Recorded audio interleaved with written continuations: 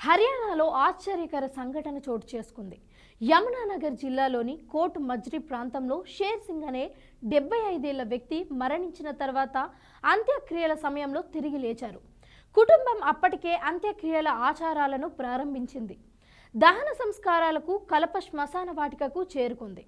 అక్కడ ఉన్నవారు ఆశ్చర్యపోయేలా అతను కళ్ళు తెరిచి బిగ్గరగా దగ్గడం ప్రారంభించాడు. అవును, ఇలాంటి అద్భుత ఘటన హర్యానాలోని యమునానగర్లో చోటు చేసుకుంది. వైద్యుడు చనిపోయినట్లు ప్రకటించిన 75 ఏళ్ల షేర్ సింగ్ అతని అంత్యక్రియలకు ముందు అద్భుతంగా తిరిగి బ్రతికాడు. షేర్ సింగ్ గత కొద్ది రోజుల క్రితం అస్వస్థకు గురవ్వడంతో కుటుంబ సభ్యులు ఆసుపత్రిలో చేర్పించారు. చికిత్స పొందుతూ చనిపోయినట్లు వైద్యులు ప్రకటించారు.